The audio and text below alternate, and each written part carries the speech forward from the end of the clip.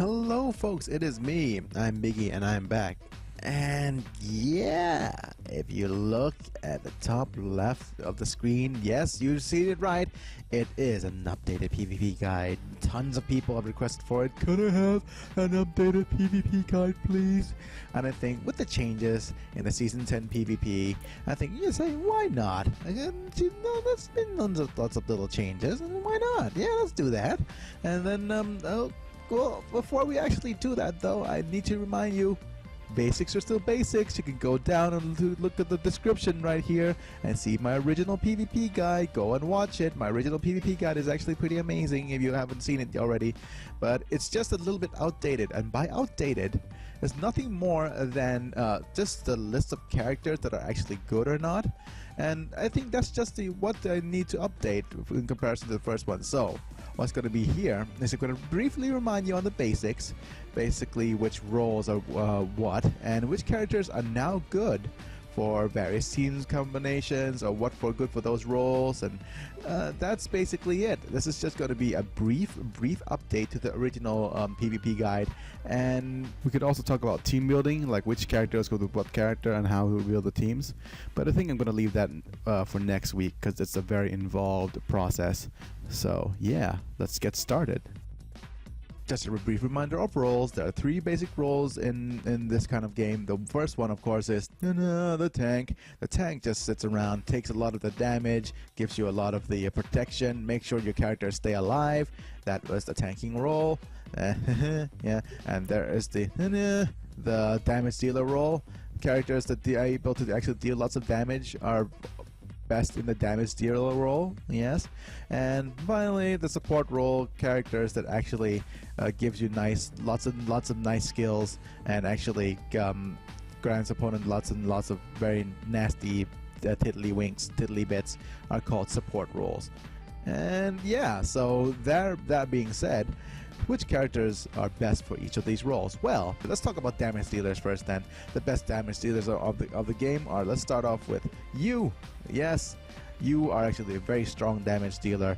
So if you haven't seen War Machine in his PvP outing yet, then where have you been? Come on, he's just going around 21 guns saluting everybody, dealing tons of damage to everybody, and giving everybody a bad time. You're just going brap brap brap brap brap brap brap brap brap. Yes, yeah. So that being said, that is War Machine and him just roller stomping everybody. Yeah, that's it. Yeah, so lawler stomping everybody with 21 gun salute. He's just very good at dealing lots and lots of damage in a very short time. So that being said, that is War Machine. Next up, of course, is Juggernaut. Is the very good attack damage dealer.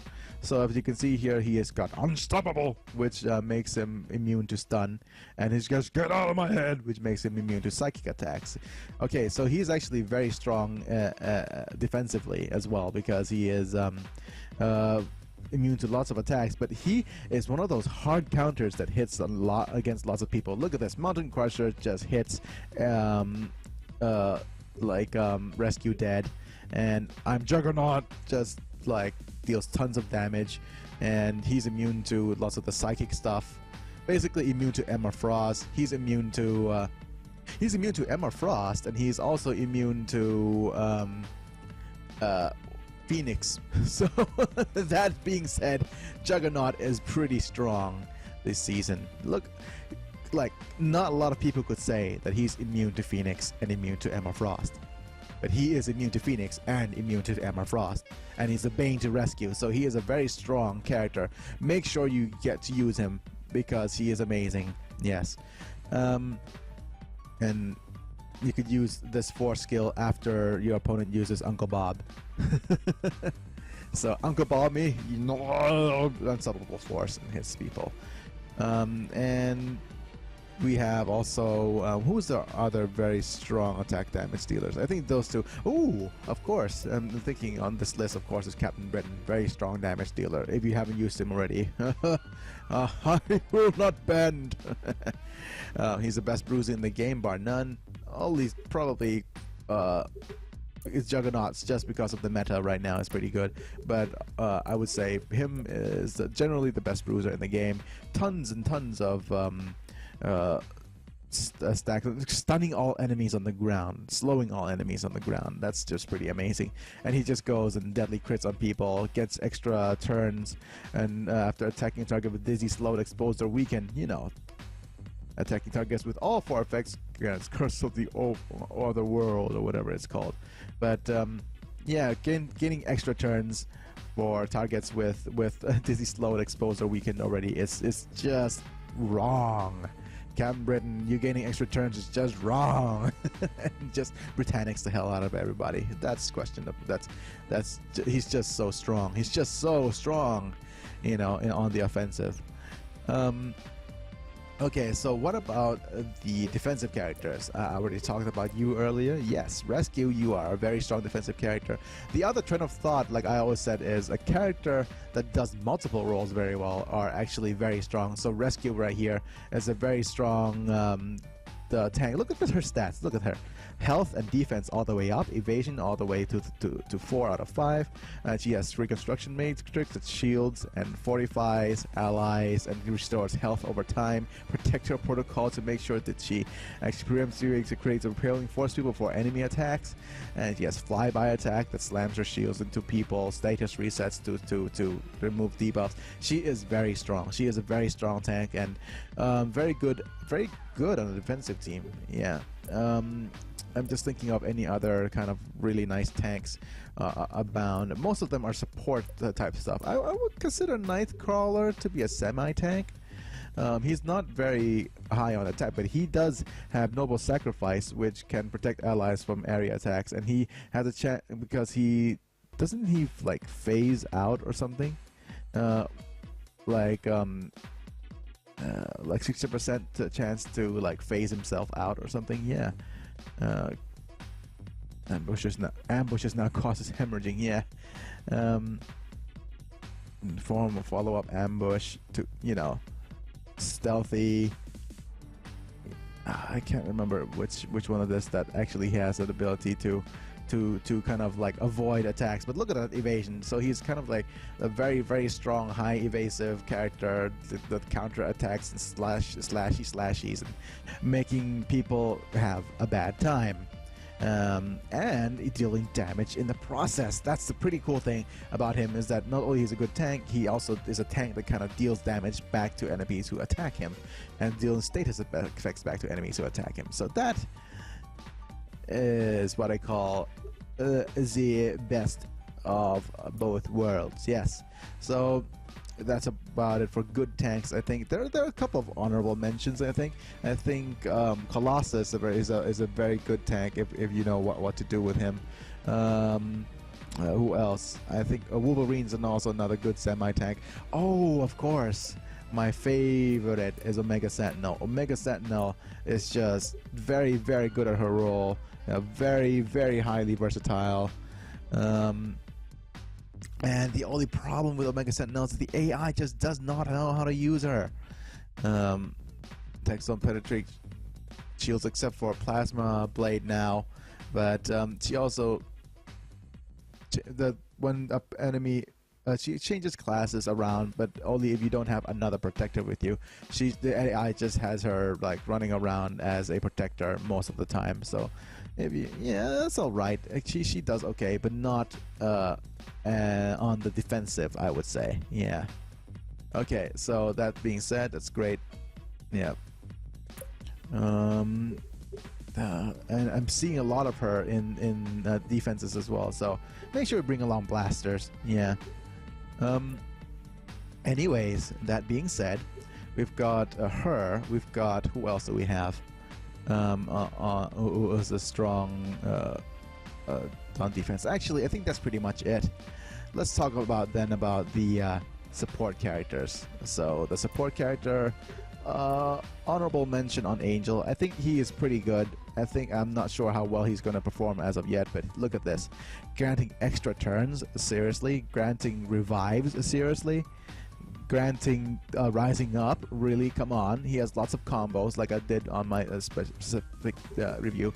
So you have you and then you working together, or maybe you and then you working together.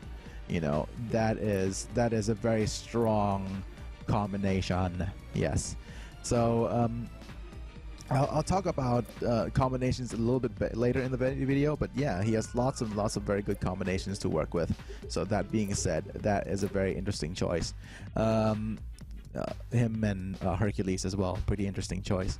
So there's that. And who else would I like to mention? Oh, of course. We can't go around without mentioning our friend Quicksilver, can we?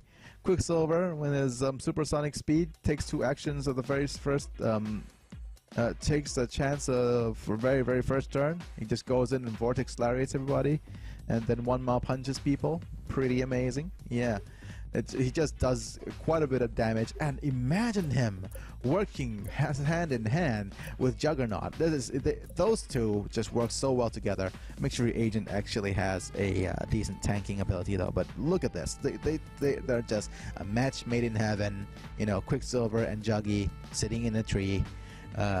P-U-N-C-H-I-N-G. Yep. Okay, so that being said, who else? How can I forget? The 2 most annoying characters, 2 most meta-defining characters.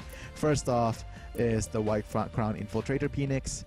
Yes, I'm saying Phoenix. White Crown Infiltrator Phoenix with her flying, death and rebirth, and mental resilience, and Phoenix Force, and like prevents and uses Phoenix Fire every time, doing tons of damage, doing like annoyingly so much damage actually, and reviving everybody. Revival is such a pain. You can see every good PvP team having actually Phoenix in here. And of course we can't do it without Emma Frost, can we? Emma Frost with cosmic power. Wow, she's just